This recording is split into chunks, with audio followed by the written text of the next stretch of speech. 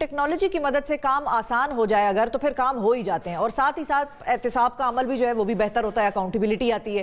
وزیر اعظم عمران خان صاحب نے کئی بار اس عزم کا اظہار کیا کہ پاکستان کو ای گورننس کی طرف لے کر جائیں گے، جس سے عوام کو سہولت ملے گی۔ اب اس کے لیے حکومت نے ڈیجیٹل پاکستان کا ایک پروجیکٹ بھی شروع کیا تھا، لیکن اب تک اس کے حوالے سے کیا پیش رفت ہوئی ہے، یہ ایک سوالیہ نشان ہے۔ دنیا کے مقابلے میں آج پاکستان ڈیجیٹل گورننس میں کہاں کھڑا ہے؟ پاکستان میں ڈیجیٹل گورننس کیسی ہونی چاہیے اور پاکستان میں کون کون سی چیزیں ایسی ہیں جو کہ فوراً آ جانی چاہیے؟ ان کے حصول میں کس طرح کی مشکلات کا سامنا ہے، اس حوالے سے ہم بات کریں گے۔ ہمارے ساتھ موجود ہیں ستارہ امتیاز حاصل کرنے والے سابق چیئرمین نادرا اور آج کل چیف ٹیکنیکل ایڈوائزر ہیں UNDP کے جناب طارق ملک صاحب۔ السلام علیکم طارق صاحب، بہت شکریہ پروگرام میں وقت دینے کے لیے۔ یہ بتائیے کہ آپ نے امریکہ میں ڈیجیٹل گورننس پر بھی کام کیا ہے اور ٹیکنالوجی سولوشنز پر بھی کام کیا ہے، تو پاکستان ڈیجیٹل گورننس کے حوالے سے کہاں کھڑا ہے؟ پاکستان نے انیشیٹو بہت اچھا لیا کہ ڈیجیٹل پاکستان کا ایک آفس قائم کیا، اور پاکستان کے کئی ادارے ایسے ہیں کہ جیسے NITB ہے، نادرا ہے، اور IT بورڈز ہیں جو صوبوں میں، جو کہ اس کام کو بڑھاوا دے سکتے ہیں اور گورننس کو امپروو کر سکتے ہیں ڈیجیٹل انٹرونشن کے ذریعے۔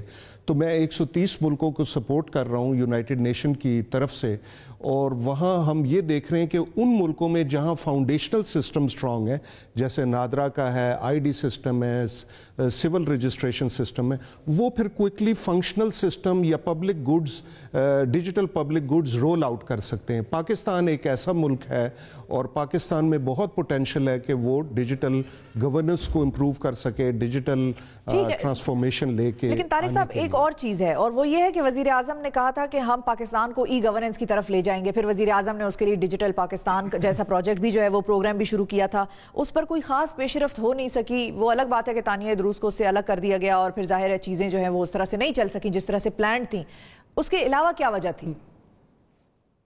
جی، میں ایک UNDP کا ڈیلیگیشن لے کے آیا ہوں یہی بات سمجھنے کے لیے۔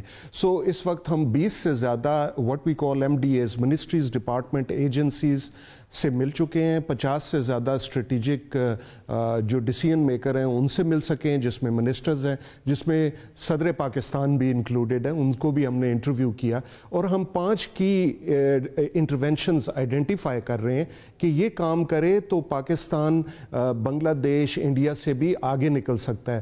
یہ بڑے افسوس کی بات ہے کہ 2010 میں یونائٹڈ نیشن کا ایک ادارہ UNDESA وہ EGDI انڈیکس کیلکولیٹ کرتا ہے، الیکٹرانک گورنمنٹ ڈیولپمنٹ انڈیکس، تو اس پہ پاکستان 140ویں نمبر پہ تھا، اب پاکستان سلپ ہو کے 154 نمبر پہ آ گیا ہے۔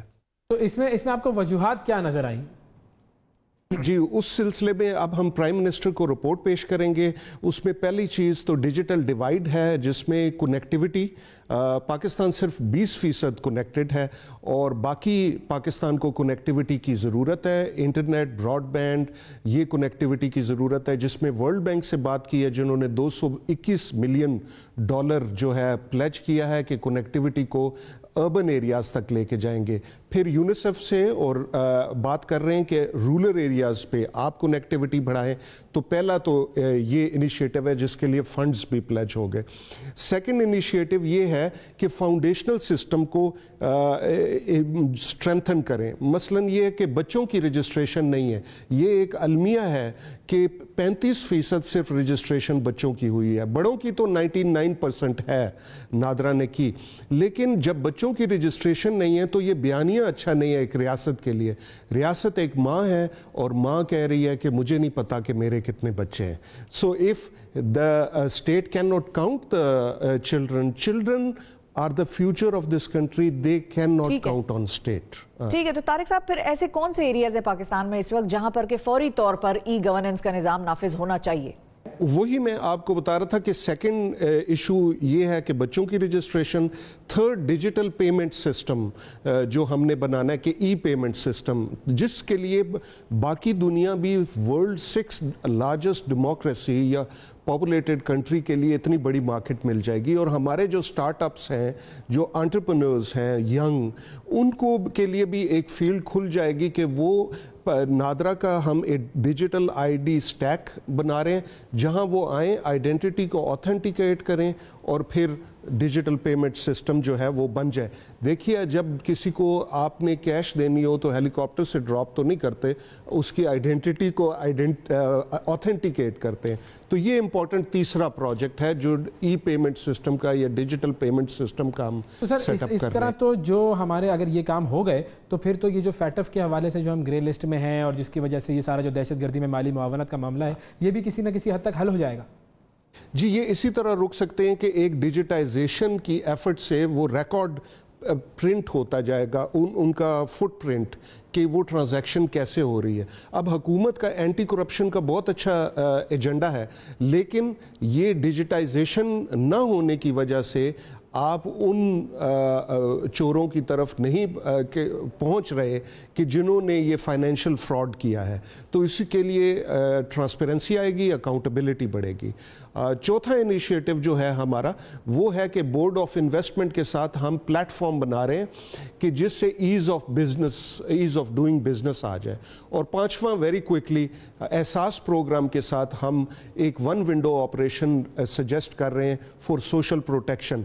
अभी आपके लोग ज़कात बैतुल माल से भी पैसे ले रहे हैं, ज़कात से भी ले रहे हैं, बैतुल माल से भी ले रहे हैं, एहसास से भी ले रहे हैं, BISP से भी ले रहे हैं, पॉवर्टी एलिवेशन से भी ले रहे हैं। लेकिन इन तमाम चीज़ों की एक इंटीग्रेटेड लेयर होनी चाहिए ताकि 360 व्यू आए और आप बेनिफिशरीज का और एक टारगेटेड अप्रोच हो जिसमें हम दिहाड़ीदार मजदूर को भी वो बेनिफिट दे सकें जो हम खवातीन को देते हैं या purest segment of society. Malik साहब, अगर मैं आपसे क्विकली पूछूं, हाँ या ना में अगर आपको मैं कहूं कि जवाब दें, जो पाकिस्तान में डिजिटल गवर्नेंस के लिए जिम्मेदारान हैं, जिनको कि ये जिम्मेदारी दी गई है कि पाकिस्तान को फाइलों से निकाल के डिजिटलाइजेशन की तरफ लेकर जाना है, वो ठीक काम कर रहे हैं, हाँ या नहीं?